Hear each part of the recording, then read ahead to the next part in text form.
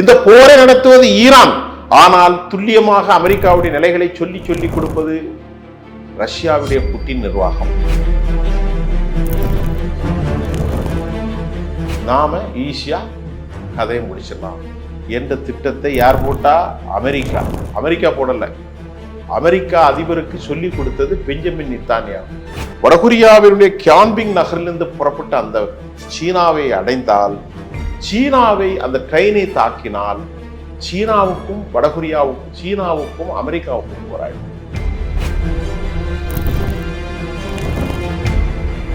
இப்ப ஈரானுக்குள்ள போறதை அலோவ் பண்ண போதா அமெரிக்கா, அல்லது வடகொரியா அனுப்பிய இந்த ஆயுத ட்ரெயினை காலி செய்ய போவதில்லை அமெரிக்கா என்ற கேள்வி தெரியாமல் உலகம் பதட்டத்தில் இருப்பதாகவும், அமெரிக்காவுடைய ஆதிக்கமே கண்டெயின் பண்ண போறாங்க. மத்திய கிழக்கினுடைய ஒட்டுமொத்த சூழலும் மாறப்போகிறது. வடகொரியா, ஈரானுக்கு இந்த தொழில்நுட்பத்தை கொடுத்த யார் தெரியுமா? ஜிங் ஜாங் பிங்.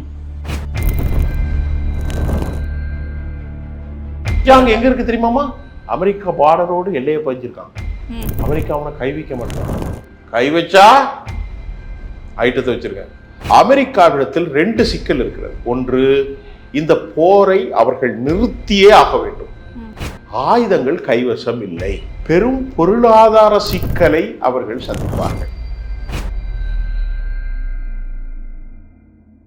உங்கள் ஆரோக்கியத்தின் ஊற்று நண்பன் ஹெல்தி ஸ்வீட் ஃப்ளோர் உடனே ஆர்டர் செய்யுங்கள். 4ஆம் தூண் நேயர்கள் அனைவருக்கும் வணக்கம். இன்று நம் நிகழ்ச்சியின் சிறப்பு விருந்தினர் சர்வதேச பார்வையாளர் சுஃபியான் அவர்கள் இணைந்துள்ளார். வணக்கம் சார். வணக்கம்மா, சொல்லுங்க. இப்போ ஈரான், இஸ்ரேல், அமெரிக்கா போரானது நாளுக்கு நாள் உக்கிரம் அடைந்துட்டே போகுது. இது முடிவுக்கு வருமா அப்படின்ற மாதிரி பல உலக நாடுகள் காத்துட்டு இருக்கு. இது முடிவுக்கு வராதுன்னு பல உலக நாடுகள் ஈரானுக்கு சப்போர்ட்டாகவும் அமெரிக்காவுக்கு சப்போர்ட்டாகவும் நான் வரேன், அடிக்கலாம், இவங்களை காலி பண்ணலான்ற மாதிரி சண்டை உக்கிரமாயிட்டே போதே சார். இதுக்கு முடிவு என்னதான் சார்? அப்படியே தொடர்ந்துட்டே போனா என்ன மாதிரியான விளைவுகளை நம்ம சந்திக்க நேரிடும்? இந்த போர்ல இப்போ அமெரிக்கா என்ன சொல்றாங்கன்னா, நாள் ஒன்றுக்கு அமெரிக்கா $1 பில்லியன் செலவு பண்றாங்க. 1 பில்லியன் என்றால் இந்திய மதிப்பிற்கு 9,000 கோடி. இந்த போர்ல 2 நாள் மட்டும் அவங்க செலவு பண்ண தொகை 56,000 கோடி. ஒட்டுமொத்தமாக இதுவரைக்கும் அவர்கள் செலவு பண்ணியிருக்கிறது நியர் அபவுட் 1 லட்சம் கோடி. 10 நாட்கள். இந்த போர் நடந்திருக்கு எத்தனை நாள் ஆச்சு? 12 நாள். அதாவது போன சனிக்கிழமை 8, 9, 10, 11. இன்னைக்கு என்ன கிழமை? இன்னைக்கு புதன் சார். புதனா வேலைண்ணா? புதன். இது வரைக்கும் அவர்கள் 1 லட்சம் கோடி இழந்திருக்காங்க. நீங்க நினைக்கிற மாதிரி அமெரிக்கா பொருளாதாரம் அவ்வளவு நல்லா இல்லை. அமெரிக்காவுடைய கடன் எவ்வளவு தெரியுமா? மொத்த கடன் 3,800 லட்சம் கோடி. மொத்தம் அவன் கடன் கொடுக்கணும். கடல்ல தான் ஓடிட்டு இருக்கான். கடனை வாங்கி அமெரிக்கா இவ்வளவு பெரிய ராஜ்யம் செய்கிறது. அவனுடைய கடன் மொத்தம் 3,800 லட்சம் கோடி கடன். அதுக்கு வட்டி எவ்வளவு கட்டுறது தெரியுமா? அமெரிக்கா 18,000 கோடி டெய்லி கட்டுறாங்க. அப்ப இப்ப அமெரிக்காவுக்கு இருக்கிற சிக்கல் என்னவென்றால், அமெரிக்காவிடத்தில் 2 சிக்கல் இருக்கிறது. ஒன்று, இந்த போரை அவர்கள் நிறுத்தியே ஆக வேண்டும். அதற்கு காரணம் பாயிண்ட் நம்பர் 1, ஆயுதங்கள் கைவசம் இல்லை. பாயிண்ட் நம்பர் 2, பெரும் பொருளாதார சிக்கலை அவர்கள் சந்திப்பார்கள். பாயிண்ட் நம்பர் 3, படைபலமும் ஏற்கனவே நிறுத்தி வைத்திருக்கக்கூடிய பாரசீக வளைகுடாவில் இருக்கும் USS ஆப்ரஹாம் லிங்கன் கப்பல், USS Gerald R Ford, USS Bush, USS கானி, இப்படி அவங்க நிறுத்தியிருக்கக்கூடிய கப்பல் என்னன்னா 11 கப்பல்களை நிறுத்தியிருக்கிறார்கள். மத்திய தரைக்கடல், இந்திய பெருங்கடை, அந்த இது எல்லாவற்றையும் சேர்த்து 11 கப்பல்கள். நாம இங்க இருந்து ஒரு 10 பேரை அனுப்புங்க எங்கேயாவது ஒரு இடத்துக்கு போயிட்டு, அவங்களுக்கு லாட்ஜில செலவு என்ன வரும், சாப்பாடு செலவு என்ன வரும், டீ காஃபி செலவு வரும். ஒரு 10 பேர் போனாலே ஒரு நாளைக்கு 10,000க்கு மேல. அப்ப அமெரிக்க படைகள் அந்த படையில 5,000 பேர் இருக்கிறாங்க கப்பலுக்குள்ள. அவர்களுக்கு உணவு, அவர்களுக்கான மற்ற செலவுகள், போர் தளவாடங்கள். அமெரிக்கா இந்த போரை நடத்த முடியாது. அமெரிக்கா இந்த போரில் சிக்கிப்பட்டு கொண்ட தகவலை குறித்து லண்டனில் இருந்து ஒரு செய்தி வந்திருக்கிறது. அந்த செய்தி என்ன சொல்லுதுன்னா, அமெரிக்கா இந்த போரை ஏதோ 2-3 நாட்களில் முடித்து விடலாம். என்று அவர்கள் திட்டம் போட்டார்கள். அந்த திட்டம் இப்போ கொலாப்ஸ் ஆயிற்று. காலை 7:30 மணிக்கு சனிக்கிழமை இந்த போர் ஆரம்பித்தது. அந்த போர் ஆரம்பித்தவுடன் ஆயத்துல்லா கமேனியும் அவரோடு இருந்தவர்களும் கொலை செய்யப்பட்டு விட்டார்கள். ஒரே நாள்ல முதல் குண்டே ஈரான் டக்குன்னு 30 ஏவுகணைகளை அடித்தார்கள். துல்லியமாக பிரிசிசிவ் அட்டாக். அவ்வளவு பேரும் இறந்து போயிட்டாங்க. உடனே அமெரிக்கா சொன்னது, இறந்த உடனே நாட்டில் பெரிய குழப்பம் வந்துடும். அமெரிக்கா எதிர்பார்த்தது, அவர் இறந்த உடனே நாட்டில் ஆட்சி போயிடும், பெரும் கலவரம் வந்துடும். ஏற்கனவே கலவரம் நடந்துச்சு, நாம ஈஸியா கதையை முடிச்சிடலாம் என்ற திட்டத்தை யார் போட்டா? அமெரிக்கா. அமெரிக்கா போடல, அமெரிக்கா அதிபருக்கு சொல்லி கொடுத்தது பெஞ்சமின் நெத்தன்யாகு. யாரு அவரு? இஸ்ரேலுடைய பிரதமர். அவர் யூதர். அவர் சொன்னார். ஆனால் எல்லாரும் சொன்னாங்க. அதுக்கு முன்னாடி அமெரிக்காவுடைய முக்கூட்டு படைகளின் தலைவர் David gain his road the letter. அந்த வீடியோ வெளியாச்சு. டேவிட் கெயின் பாம் பீச்சில் இருந்து அமெரிக்க அதிபர்கிட்ட பேசின வீடியோ வெளியாச்சு. அதுல அவர் சொன்னாரு, மிஸ்டர் பிரசிடென்ட், நம்மள்ட்ட ஆயுதங்கள் இல்லை, ஈரான்ல போரிடுற அளவுக்கு சஜஷன் கேட்பாங்க. ஏன்னா ராணுவ தளபதிகள், ஏர்ஃபோர்ஸ்ல இருக்கிறவங்க, டிஃபென்ஸ் கோரிடார், எக்கனாமிக்ஸ், அமெரிக்க செனட், அமெரிக்காவினுடைய காங்கிரஸ், அமெரிக்காவுடைய ரிப்பப்ளிக்கன், அமெரிக்காவுடைய டெமோக்ராட் பார்ட்டி எல்லார்ட்டையும் கேட்டு பெர்மிஷன் வாங்கித்தான் தாக்குதல் நடத்தணும். ஏன்னா போருன்னா சும்மா போய் காஃபி குடிக்கிற கதை இல்லை. உயிர் பலி இருக்கிறது, ஆயுதங்கள் இருக்கிறது. ஆனால் இந்த போரில் யாரிடத்திலையுமே அமெரிக்கா ஒரு சின்ன ஆலோசனை கூட கேட்கல. அப்ப அவர் சொல்றாரு, டேவிட் கெயின். டேவிட் கெயின் யாரு? ராணுவ படைகளுடைய ஜாயின்ட் கன்வீனியர். அவர் பெயர் பென் டேவிட் கெயின். அவர் சொல்றாரு புஷ்ல டொனால்ட் ட்ரம்ப்ட, மிஸ்டர் ட்ரம்ப், மிஸ்டர் பிரசிடென்ட், நம்மள்கிட்ட ஆயுதங்கள் இல்லை, நம்முடைய ஆர்சனல் என்னது, ஆயுத கிடங்குகள்ல ரொம்ப பற்றாக்குறை இருக்குங்க. அப்ப அவர் சொல்றாரு, எதுக்கு பற்றாக்குறை? நாம உக்ரைன் ரஷ்யா போற 4 வருஷமா நடக்கு. உக்ரைனுக்கு நம்ம ஆயுதங்களை கொடுத்துக்கிட்டே இருக்கோம். அப்புறம் ரெண்டாவது இஸ்ரேலுக்கு நம்ம ஆயுதங்களை கொடுத்தோம் காசா போர்ல. நம்மள்ட்ட ஆயுதம் இல்லை. ஆயுதங்கள் ஒரு வாரத்திற்கு மட்டும்தான் இருக்கு. அதுல முக்கியமான ஆயுதங்களை மியூனிஷன்ஸ், குண்டுகள் இருக்கு பாருங்க, அது கூட நம்மள்ட்ட இல்லை அப்படின்னு சொல்றாரு. ஆனா இவர் தான் ஒரு மாதிரியான ஆளாச்சே, அமெரிக்க president Donald Trump. It doesn't care about it. நீ சொல்லி நான் என்னடா கேட்கறது இந்த மாதிரி. உடனே அவரு பதில் சொன்னார். அப்படி சொல்லலையே அவரு, எல்லாம் பொய் சொல்றாங்க அப்படின்றார். அதுக்கப்புறம் தான் இந்த தாக்குதல் நடக்குது. இப்போ அமெரிக்கா சிக்குப்பட்டு கொண்டு போரை எப்படியாவது நிறுத்துங்கப்பா அப்படின்னு யார்கிட்ட போய் சமாதானம் பேசுறாங்க? ரஷ்ய அதிபர் விளாடிமிர் புட்டின்ட்ட நேற்று முன்தினம் 1 மணி நேரம் பேசுறேன். Spoke to him near about 1 hour and more. 1 மணி நேரத்துக்கு மேல பேசினாங்க. ஆனால் அவர் என்ன சொன்னாருங்கிற செய்தியை வெளி வரவே இல்லை. ஆனால் யூரோப் யூனியன் ஒரு கருத்தை வெளியிடுகிறது. ஏப்பா, அவர்கிட்ட போய் நீ சமாதானம் பேசுறிய, இந்த போரை நடத்துறதே அவன் தானே அப்படிங்குது. போரை நடத்துறது யாரு? அமெரிக்காவுடைய கூட்டாளிகளான நேட்டோ நாடுகள் சொல்லுது, இந்த போரை நடத்துவது ஈரான். ஆனால் துல்லியமாக அமெரிக்காவுடைய நிலைகளை சொல்லி சொல்லி கொடுப்பது ரஷ்யாவுடைய புட்டின் நிர்வாகம், சீனா. இவங்க தான் யாருக்கு உதவி செய்யறாங்க? ஈரானுக்கு உதவி செய்யறாங்க. ஆனா ரஷ்யா அமெரிக்காவோட நட்பு நாடாச்சே சார். பயங்கரமான எதிரி நாடு, மிக கடுமையான எதிரி நாடு. அமெரிக்காவுடைய ஒரே எதிரி நாடு ரஷ்யா. அதனாலதானே உக்ரைன் போர் நடக்குது. அது நட்பு நாடு அல்ல, கடுமையான எதிரி நாடு. ஆனால் எதிரியாக இருந்தாலும் நம்ம ஊர்ல ஒரு பழமொழி சொல்லுவாங்க, சாட்சிக்காரன் காலில் விழுவதை விட சாட்சிக்காரன் ஒருத்தனை கூப்பிட்டு சாட்சி சொல்லுடா சொன்னா அவன் பணம் கேட்பான். அவன் காலில் விழுறதை விட நேர சண்டைக்காரன் காலில் விழுந்துரு, சரணம் சாமின்னு விழுந்துன்னா உனக்கு நிம்மதி. சாட்சிக்காரன் பொய் சாட்சி சொல்றதுக்கு 10 லட்ச ரூபா கேட்பான். அது நல்லது இல்லைன்னு சொல்லுவாங்க. சாட்சிக்காரன் காலில் விழுவதை விட சண்டைக்காரன் காலில் விழுந்து அமெரிக்கா சிக்குப்பட்டு கொண்டு போரில் இதுவரை 1000க்கும் மேற்பட்ட அமெரிக்க வீரர்கள் கொல்லப்பட்டு விட்டார். எங்க? மத்திய தரைக்கடல்ல, துபாயில, கத்தர்ல, அல் உதீது தளம், கத்தர்ல இருக்கக்கூடிய பெரிய ஏர்ஃபோர்ஸ் தளம், சவுதி அரேபியாவில், ரியாத்தில், ஷார்ஜாவில், எல்லா நாட்டிலும் கொல்லப்பட்டு விட்டார்கள் அமெரிக்க வீரர்கள். அமெரிக்காவுடைய 3 F-35 F-16 விமானங்கள் வானில் சுடப்பட்டு காலி. அப்புறம் ஈரான் வந்து துல்லியமா தாக்குது. இந்த இடத்துல உட்கார்ந்துருக்கான். இது எப்படி தாக்குது? ஈரான்ட்ட அந்த டெக்னாலஜி இல்லை. அப்ப நான் இப்ப என்ன தகவல் கிடைச்சிருக்குண்டா, செய்வதி மூலம், சேட்டிலைட் பிக்சர்களின் மூலம். ஈரான்ல ஒரு சேட்டலைட் தான் இருக்கு. செய்மதி என்று சொன்னால் என்ன சொல்றது, சேட்டலைட். ஆனால் சீனாவில் நூற்றுக்கணக்கான சேட்டலைட் இருக்கு. அந்த சேட்டலைட்ல இருந்து கருவியை பார்த்து இந்த இடத்துல அமெரிக்காக்காரன் 100 பேர் நிற்கிறான், இந்த இடத்துல ஃப்ளைட் நிற்குது, இந்த இடத்துல இந்த கப்பல் வருது, ஜெரால்ட் ஆர்ஃபோர்ட் வருது, இந்த இடத்துல ஆப்ரஹாம் லிங்கன் இருக்கு, இந்த இடத்துல டபிள்யூஎஸ் புஷ் இருக்கு, இந்த இடத்துல யுஎஸ்எஸ் கானி நிற்குது, இந்த இடத்துல ட்ரூமன் ஷிப் இருக்கு. எல்லாவற்றையும் சொல்லி கொடுக்குறாங்க. சொல்லி கொடுத்தவன டக்குன்னு ஏவுகணை அடிக்கிறான். யாரு? ஈரான். காலி.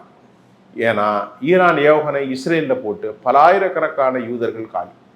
நீங்க பாத்தீங்கன்னா தெரியும், டெல்லவியூ எடுக்க எப்படி காசா பாத்திருக்கீங்களா படம்? காசா ஃபுல்லாவே உருக்குலைஞ்சு போச்சு. அதே மாதிரி இப்ப இஸ்ரேல் உருக்குலைஞ்சு போச்சு. இஸ்ரேலுடைய தலைநகர் டெல்லவியூ, இஸ்ரேலுடைய ஹைஃபா, இஸ்ரேலுடைய அஸ்கலான், இஸ்ரேலுடைய வெஸ்ட் பேங்க், இஸ்ரேலுடைய கிரியோத் சமோனா, இப்படி எல்லா இடங்களிலும் மக்கள் கதறுகிறார்கள். ஈரானே எங்களை விட்டு தெரியாம செஞ்சு போட்டோம். ஆனால் ஈரான் விடப்போவதாக தெரியவில்லை. ஏன்னா ஈரான் வந்து அவருங்க வந்து சாவுக்கு அஞ்சில்லை. அவன் என்ன நினைக்கிறான்னா, ஆழமான சித்தாந்த ரீதியாக போர் செய்கிறான். மரணம் வந்தால் எங்களுக்கு வேற ஒரு இடம் கிடைக்கும்னு அவன் நம்புறான். ஆனால் அமெரிக்கா அப்படி அல்ல. அமெரிக்கா வாழ துடிக்கிறார்கள். எந்த வீரர்களும் உயிரை இழக்க மாட்டார்கள். அது மாதிரி யூதர்களும் இழக்க மாட்டார்கள். தவறான கால்குலேஷன்ல அமெரிக்கா சிக்கப்பட்டு கொண்டதாக நான் சொல்லலை, வால் ஸ்ட்ரீட் ஜேர்னல் சொல்லுது, நான் சொல்லலை, நியூயார்க் டைம்ஸ் சொல்லுது, ஆக்சியோ சொல்லுது, இப்படி எல்லா நாளிதழ்களும் சொல்லுகிறது. அமெரிக்கா இதில் சிக்கப்பட்டு கொண்டார்கள். அமெரிக்கா நினைச்சிருக்கும் ஈரான் வந்து நம்ம நினைக்கிற அளவுக்கு பெரிய எதுவும் இல்லை, ஈஸியாக சமாளிச்சிடலாம், குறைந்த ஆயுதங்களே இருந்தாலும் தாக்கி அதை முடிச்சிடலாம் அதுக்குள்ளேன்னு. ஆனா இப்ப அவர் நினைச்சதே அவருக்கு பேக் ஃபயர் ஆயிருக்குன்றது. ஆமா, ரொம்ப ரொம்ப கடுமையான விஷயமா ஆயிப்போச்சு. இதுக்கு இடையில உலகத்தை அச்சுறுத்தக்கூடிய பயங்கர செய்தி ஒன்று வந்திருக்கிறது இன்றைக்கு காலையில்.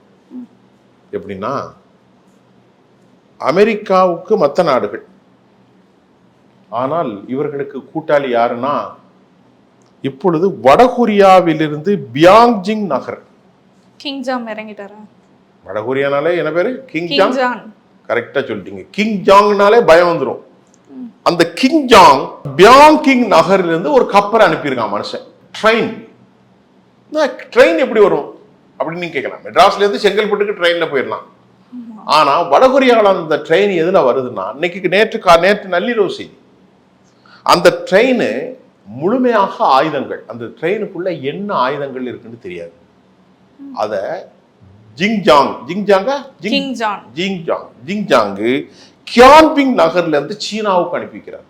அந்த ட்ரெயின் வடகொரியாவில் இருந்து புறப்பட்டு சீனாவுக்கு வந்து சீனாவிலிருந்து ஆயுதங்களை ஏற்றிக்கொண்டு அந்த ட்ரெயின் தெஹ்ரானுக்கு போகிறது. இதை யார் கண்டுபிடிச்சிட்டா? அமெரிக்கா மேல இருந்து பார்த்து கண்டுபிடிச்சிட்டான். அந்த ட்ரெயினுக்குள்ள என்ன இருக்கு? Have no idea. உள்ள எலக்ட்ரானிக்ஸ் வார்ஃபேர் இருக்கு, மியூனிஷன்ஸ் இருக்கு, மைன்ஸ் இருக்கிறது, ஏவுகணைகள் இருக்கிறது, அணு ஆயுதங்களில் பயன்படுத்தக்கூடிய அளவிற்கான மோசமான பொருட்கள் இருக்கிறது. இப்போது அந்த ட்ரெயின் சீனாவை அடைந்து கொண்டிருக்கிறது. சீனாவிலிருந்து அந்த ட்ரெயின் வடகொரியாவினுடைய கியான்பிங் நகரிலிருந்து புறப்பட்ட அந்த சீனாவை அடைந்தால், சீனாவை அந்த ட்ரெயினை தாக்கினால் சீனாவுக்கும் சீனாவுக்கும் அமெரிக்காவுக்கும் போராயிடும். ஈரானை தாண்டி இது சீனா அமெரிக்கா போரா மாறிடும். அப்படித்தான பிரச்சனை மாறுது. அது கடைசியில் உலக போராக மாறிவிடும். இந்த ஆபத்தான நேரத்தில் அமெரிக்கா என்ன செய்ய போகிறது தெரியவில்லை. ஏனால் சீனாவுக்கு வரக்கூடிய கப்பல்களை அமெரிக்கா வடகொரியாவில் இருந்து வந்தால் மடக்கிவிடக்கூடாது என்பதற்காகத்தான் ரோடு அண்ட் இனிஷியேட்டிவ் பிளான் மூலமாக வடகொரியாவின் கியான்பிங் நகரிலிருந்து சீனா பீஜிங்குக்கு வந்து உள்ள அது அவருடைய பல லட்சக்கணக்கான கோடிக்கணக்கான திட்டங்களில் ஒன்றுதான் ரோடு அண்ட் சில்க் இனிஷியேட்டிவ், உலகத்தை சாலை மார்க்கமாக இணைப்பது. இதுக்கு பல லட்சம் கோடி. சீனாவில் இருந்து டக்குனு ஈரானுக்குள்ள போயிடும். இப்ப ஈரானுக்குள்ள போறத அலோவ் பண்ண போதா அமெரிக்கா, அல்லது வடகொரியா அனுப்பிய இந்த ஆயுத ட்ரெயினை காலி செய்ய போவர்கள் அமெரிக்கா என்ற கேள்வி தெரியாமல் உலகம் பதட்டத்தில் இருப்பதாகவும் நமக்கு நேற்று இரவு லண்டனில் இருந்து வைந்த செய்திகள் வந்திருக்கிறது. அமெரிக்காவுக்கு 2 ஆப்ஷன் தான். இல்லைன்னா ஹேக் செய்யணும், அந்த ட்ரெயினை நிறுத்தணும். அப்படி ஹேக் செய்தால் அதைவிட தொழில்நுட்பம் வடகொரியாவில் இருக்கிறது, அதைவிட தொழில்நுட்பம் சீனாவில் இருக்கிறது. என்ன செய்ய போகுது அமெரிக்கா? 2 முடிவுகளுமே மிக சிக்கலான முடிவாச்சு. சொன்னது 2 முடிவுமே சிக்கல். எதை சூஸ் பண்ணாலும் அவருக்கு ஆபத்து தான். இப்ப அங்க அவன் போற நிறுத்தவே மாட்டேன்ட்டான். Kamal Raisi spokesperson has been made. நாங்கள் போரை நிறுத்த போவதில்லை, நாங்கள் அமெரிக்காவை நம்ப போறதும் இல்லை. அமெரிக்காவை நம்பி எங்களுடைய உயிர்களை இழந்தோம், பொருட்களை இழந்தோம், தேசத்தை இழந்தோம் 47 வருஷம். இனி அமெரிக்காவோட பேச்சுவார்த்தை கிடையாது. பேச்சுவார்த்தை இருக்கு. எப்போ? எங்க மேல போட்டிருக்க 47 வருஷமா போட்டிருக்கக்கூடிய தடையை முதல்ல நீக்கு. பொருளாதார நாங்களும் ஒரு சாவரம், எல்லா நாடும் விற்கிறான்ல, நீங்க நாங்களும் வித்துட்டு போறோம். முதல்ல அதை கொண்டு வா, அப்புறம் நம்ம பேசுவோம். அணு ஆயுதம் என்கிட்ட இருக்கா? நாங்க அணு ஆயுதத்தை மக்களுக்கு எதிராக பயன்படுத்தலை. அப்ப எதுக்கு எதிராக பயன்படுத்துறீங்க? எலக்ட்ரிசிட்டி பயன்பாடு, அதுக்கப்புறம் மருத்துவ பயன்பாடு, இன்னொன்று எரிசக்தி. இந்த 3க்கு தானே ஒரு கமிட்டியை வச்சு நீங்க ஃபார்ம் பண்ணுங்க. இன்டர்நேஷனல் அட்டாமிக் எனர்ஜி ஏஜென்சின்னு ஒன்று இருக்கு, அதை வச்சு மானிட்டர் பண்ணுங்க. அதெல்லாம் நம்ம பேசிக்கலாம். முதல்ல பேச்சுவார்த்தைக்கு முன்னாடி 47 வருஷமா எங்கள் நாட்டின் மீது போட்டிருக்கக்கூடிய தடைகளை நீக்குங்கள், எங்களையும் மனிதராக வாழ விடுங்கள். முறையான கோரிக்கை தானே அது நியாயமா? அது விட மாட்டோம் அமெரிக்கா, அதெல்லாம் கிடையாது. நீ இப்படித்தான் இருக்கணும். எங்க என்னை விட வளர்ந்துருவியோன்னு பயமோ? அதான். ஆனா இப்ப ஈரானுக்கு இப்போ பெரிய சிக்கல். நீங்க நேற்று சொன்ன மாதிரி தாய்லாந்து நிறுவனமான பிரிசியஸ் ஷிப்பிங் பிஎல்சிக்கு சொந்தமான மயூரி நரி என்கின்ற கப்பல் தான் இந்தியாவுக்கு சரக்கு கொண்டு வந்துச்சு. அந்த கப்பலை இப்போ தடுத்து நிறுத்திட்டாங்க. இப்போ இன்று காலை நமக்கு கிடைத்த அந்த தகவலில் மகிழ்ச்சிகரமான தகவல் தான், இந்தியாவுக்கு அனுமதி கொடுத்திருக்கிறாங்க. இது நீங்க பாருங்க, எங்கேயோ இருக்கக்கூடிய தெஹ்ரான், ஆனால் ஆண்டிப்பட்டியிலே அம்பாசமுத்திரம் வரைக்கும் பாதிக்கும். ஏன்னா இன்னைக்கு உலகமயமாக்கல், குளோபலைசேஷன், லிபரலைசேஷன். அங்க ஒரு விலைவாசி ஏறினா இங்கே ஏறிடும். ஏன்னா அங்கிருந்து வரக்கூடிய அனைத்து கச்சா எண்ணெய்களும் இந்தியாவின் பெரிய பயன்பாடு. இப்பொழுது அவர்கள் சமாதானத்திற்கு வரமாட்டேன் என்று சொல்லுது வசமாக சிக்கிக்கொண்டார்கள். நீங்க இன்னொரு கேள்வியும் வருது இல்லையா சார்? இப்ப தாய்லாந்து கப்பலை ஈரான் அடிச்சிருக்கு. இப்ப அந்த நாட்டிலும் அந்த பகைன்றது உருவாகும் இல்லையா? ஏன் கப்பலை நீ அடிச்சிருக்கேன்றது இது இன்னும் சண்டையா தானே சார் மாறும்? இதுல நீங்க கேட்ட கேள்வியில என்னன்னா ரொம்ப முக்கியமான கேள்வி இது. இப்போ ஒரே ஒரு விஷயம் சொல்றேன் உங்களுக்கு. அமெரிக்காவுடைய ஆட்கள் யாரெல்லாம், நான் பல நாடுகளை சொன்னேன், சவுதி அரேபியா, கத்தர், எல்லா நாடும் சொல்லிட்டேன், அது திருப்பி சொல்ல வேணும். ஏன்னா அவங்க என்ன பண்ணாங்க, அமெரிக்க அதிபர் என்ன பண்ணிட்டாரு, அமெரிக்காவுடைய டொனால்ட் ட்ரம்ப் முதல்ல கடந்த 2025 போன வருஷம் ஜனவரி 19 பதவியேற்றார். பதவி ஏற்று சில நாட்கள்ல வெளிநாட்டு பயணம் செல்வாங்க. அவர் சென்ற நாடு 3 நாடு. ஒன்று சவுதி, மற்றொன்று யுனைடெட் அரபு எமிரேட்ஸ், சொல்லணும்னா துபாய், அப்படி சொல்லிடுறேன், துபாய்னா தான் எல்லாத்துக்கும் புரியும். ஐக்கிய அரபு எமிரகம், 3வது நாடு கத்தர். இந்த 3 நாட்டுக்கும் பயணம் செஞ்சு சும்மா பயணிக்கல. எவ்வளோ வாங்கிட்டு வந்தார் தெரியுமா? 400 லட்சம் கோடி. எத்தனை லட்சம் கோடி? 400 லட்சம். தலை சுத்துதா? அவ்வளோ முதலீடு செஞ்சாங்க. யாரு? அரபுகள். எதுல? அமெரிக்காவுடைய டிஃபென்ஸ் காரிடார், அமெரிக்காவுடைய மைன்ஸ், அமெரிக்காவுடைய ஆர்டிஃபிஷியல் இன்டெலிஜென்ஸ், அமெரிக்காவுடைய ஹெல்த் இன்சூரன்ஸ், இப்படி பணத்தை அள்ளி கொடுத்தாங்க. யாரு? இந்த அரபுகள். அள்ளி கொடுத்தது மட்டும் இல்லைங்க, கத்தர் என்ன சொல்லிச்சு, நம்ம ஊரில் 1/2 கிலோ ஸ்வீட் வாங்கி கொடுப்போமா இல்லை? யாரும் வந்தா 1 கிலோ ஆப்பிள் பழம் வாங்கி கொடுப்போம்ல, எவ்வளோ? கோயம்பேட்டில் போய் 150 ரூபா வரும், 200 ரூபா வரும். அவன் என்ன வாங்கி கொடுத்தது தெரியுமா? கத்தர் 4000 கோடிக்கு ஒரு ஃப்ளைட்டு பரிசு கொடுத்தான். எத்தனை ஆயிரம் கோடிக்கு? 4000 கோடி. 4000 கோடிக்கு ஒரு விமானத்தை பரிசு வைத்துக் கொள்ளப்பா. 4000 கோடிக்கு விமானம் பரிசா?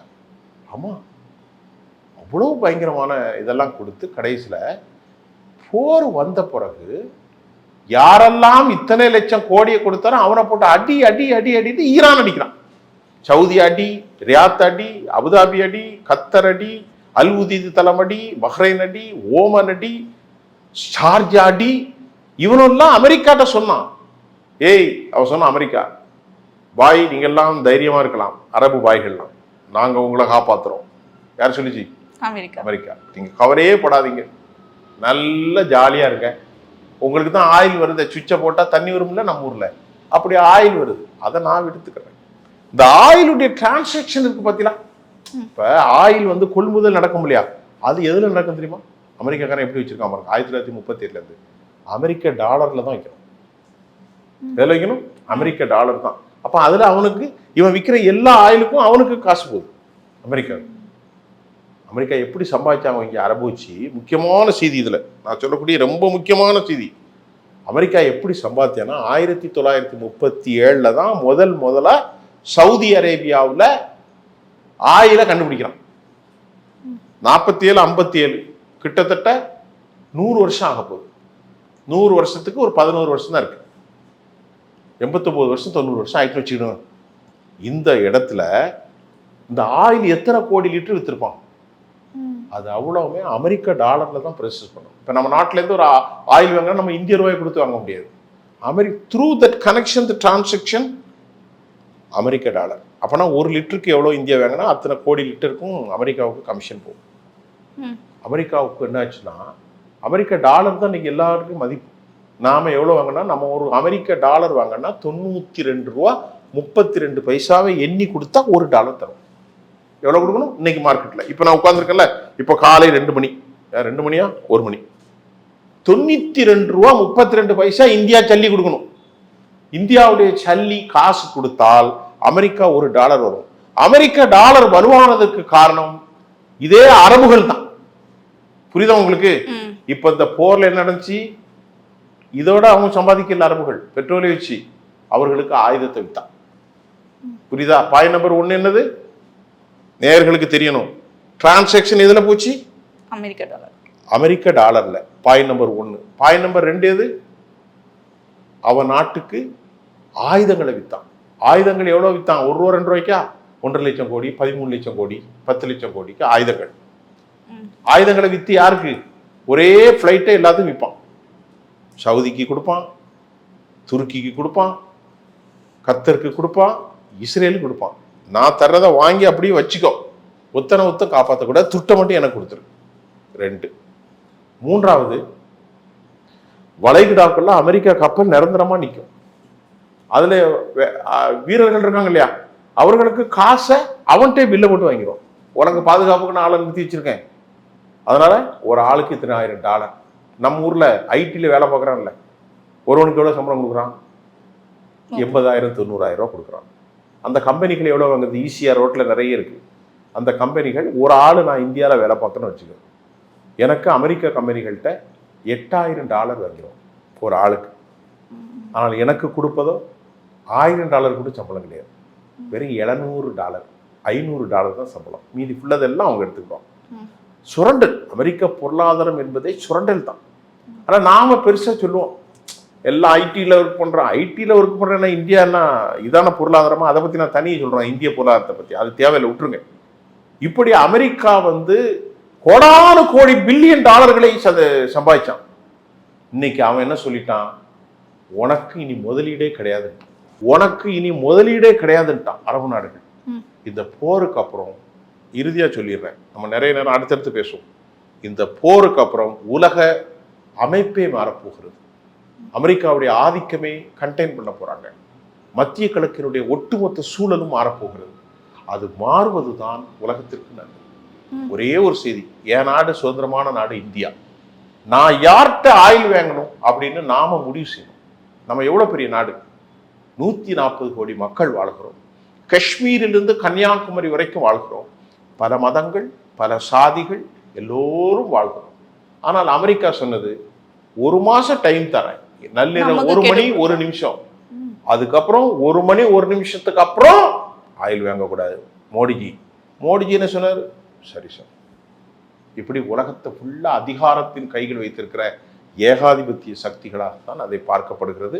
இன்றைக்கு மறுபடியும் சொல்கிறோம், எந்த மக்கள் இறந்தாலும் நமக்கு அதில் ஒத்துமை கருத்து கிடையாது. அது அமெரிக்க மக்கள் இறந்துடவும் கூடாது, மத்திய கிழக்கில் உள்ள மக்கள் இறந்துடக்கூடாது, யூத மக்களும் வரக்கூடாது. ஏனென்று சொன்னால் இறைவன் உலகத்தில் ஒரு ஆத்மாவை கொலை செய்வதற்கு அனுமதி இல்லை.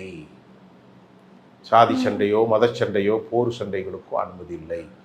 மனித சமூகம் வாழ வேண்டும் என்றால் மனித சமூகத்துக்கு எதிரான இதுகள் தேவையா? எவ்வளவு பெரிய வருத்தம். இதுதான் இன்னைக்குள்ள செய்தி. இப்போ கிங் ஜான் வந்து இறங்கியிருக்காரு களத்துல. ஆனா கிங் ஜான் உங்களுக்கு ரொம்ப பிடிக்கும் போல. ஏன்னா உலகமே கரெக்டா சொல்லிட்டீங்க. ஏன்னா கிங் ஜாங் அவ்வளவு பெரிய ஆளு, ஆமா நீங்க பாத்திருப்பீங்க. அப்படி ஒரு மாதிரி ஃபங்க் அடிச்சு இப்படி வருவாப்ல. அவர்கிட்ட யாருமே பேச மாட்டான், தூங்கிட்டு இருந்தா துப்பாக்கி வச்சுட்டு போடணும். ஆமா வெயிட் பண்ணிட்டு இருக்காரு. ஆனா கிங் ஜாங் எங்க இருக்கு தெரியுமாமா? அமெரிக்கா பார்டரோடு எல்லையை பதிஞ்சிருக்கான். அமெரிக்கா அவனை கை வைக்க மாட்டான். கை வச்சா ஐட்டத்தை வச்சிருக்கேன். எது? நியூக்ளியர் பாமா. கரெக்ட். அணுகுண்டு டக்குன்னு வீசிடுவான். அமெரிக்கா வாயை திறக்கும். அவனை மட்டும் கை வைக்க மாட்டான். லூசு, அவன் அப்படி இருந்துட்டு போறான். அண்ணாச்சி நீங்க செய்யறதுனா சரிதானா அவனை விட்டு வச்சிரு. அதனாலதான் அமெரிக்கா இப்போ வரைக்கும் வந்து அவனை கை வைக்க மாட்டான். அவனை கையே வைக்க மாட்டான். அவன் அமெரிக்கா பார்டர்ல இருக்கான். அவன் யாரை மிரட்டிட்டு இருக்கான் தெரியுமா? தென்கொரியாவை மிரட்டுறான், ஜப்பானை மிரட்டுறான். அங்கேயும் அமெரிக்காவுக்கு லாபம். அவன்கிட்ட இருந்து பாதுகாக்கிறதுக்கு நான் உனக்கு ஆயுதத்தை தரேன்னு சொல்லிட்டு அங்கேயும் பில்லு போடுறான். இப்ப ஈரானுக்கே ஆயுதங்களை நான் தரேன்ற மாதிரி. ஈரான் அவன் கூட்டாளி. யாரு? வடகொரியா, சீனா, ஈரான், ரஷ்யா. இவங்க 4 பேரும் அமெரிக்காவுக்கு எதிரானவர்கள். இவர்கள் எல்லாம் ஒரே அணி. வடகொரியா, ஈரான். ஈரானுக்கு இந்த தொழில்நுட்பத்தை கொடுத்த யார் தெரியுமா? ஜிங் ஜாங் பிங். ஜிங் ஜாங் தான் நம்ம பேரு. Kim John. Kim Jong. எனக்கு ஒரே ஜிபிங் ஜிங் ஜாங் குழப்பம். ஜிபிங்னா ரஷ்யத்தை, இது சீனா தலைவர். இவர் கிங் ஜாங். எல்லா தொழில்நுட்பமும், பாலிஸ்டிக் தொழில்நுட்பம், ஹைப்பர்சோனிக் தொழில்நுட்பம், குரூஸ் தொழில்நுட்பம் எல்லாமே கொடுத்துருக்காங்க. பெரிய அளவில் வந்துச்சு. இவங்க எல்லாம் ஒன்று சேர்ந்தா இப்போ அமெரிக்கா காலி ஆயிடும் இல்லையா சார்? அதுதான் இப்போ நிலைமை வந்திருக்கு. ஒன்று சேர்ந்து விட்டார்கள். சேர்ந்தால் இல்லை, சேர்ந்து விட்டார்கள். அது அமெரிக்கா ரொம்ப தாமதமாக உணர்ந்திருக்கு. அப்போ அமெரிக்கா காலியாகக்கூடிய அப்படி சொல்ல முடியாது. பொலிட்டிக்கல் சிஸ்டமே இனி மாறும். அராஜகம் பண்ணக்கூடாது. அவன் எல்லையோட இருந்துக்கோ. நீ கண்டுபிடிச்சா உன் எல்லையோட இருந்துக்கோ, நீ கண்டுபிடிச்சா உன் எல்லையோட இருந்துக்கோ. அடுத்த நாட்டுக்குள்ள போய் அதிகாரம் பண்ண. கடைசியா ஒரு கேள்வி சார். ஈரான் வந்து இப்ப நெதன்யாகு அவர்கள் வந்து உயிரோடு இல்லை, நாங்க தாக்குன அப்புறம் வெளி வரவே இல்லை, நெதன்யாகு அவர்கள் இல்லைன்றதை வந்து உறுதிப்படுத்த. நெதன்யாவுக்கு எந்த பிரச்சனையும் இல்லை. அவர் தப்பி ஓடி இருக்கிறார். அவர் கொல்லப்பட்டதாக வந்த செய்திகளுக்கு ஆதாரம் இல்லை. ஏனென்றால் சும்மா அந்த காணொலியில வர்ற செய்திலாம் நம்ம பேச முடியாது. நான் உங்கள்கிட்ட சொன்ன செய்திகள் எல்லாம் US Washington post, Wall Street Journal, New York times, BBC, ABC, Axios, Al Jazeera, இந்த மாதிரி ஆதாரமான செய்திகளை மட்டும்தான் தமிழில் சொல்கிறேன்னே தவிர இந்த மாதிரி சமூக வலைத்தளங்களில் நெத்தனியாகு கொல்லப்பட்டார், தப்பி ஓட்டம், have you got of any appropriate evidence? I mean asking you, have you got of any appropriate evidence? No no. அப்போ நம்ம சொல்லக்கூடாது. சிலவங்க சொல்லுவாங்க எல்லாம் போலி. நெத்தனியாகுக்கு இறந்து போனதாகவோ அவர் தாக்கப்பட்டதாகவோ எந்த ஆதாரம்? I don't have any appropriate evidence. அதனால் நெத்தனியாவை பற்றி செய்தி இல்லை. ஏதாவது செய்தி வந்தால், நேற்று நானும் படித்தேன் அந்த செய்தி, நீங்கள் சொன்ன செய்தி நேற்று வந்துச்சு. நெத்தனியாகு கொல்லப்பட்டாரா? அவர் கொல்லப்படவில்லை, அவர் எங்கேயோ இருக்கிறார். ஆனால் அவரை நம்பியிருந்தால் யூத மக்கள் கொல்லப்பட்டு கொண்டிருக்கிறார். தொடர்ந்து பல நிகழ்வுகளை பற்றி பேசுவோம். நன்றி.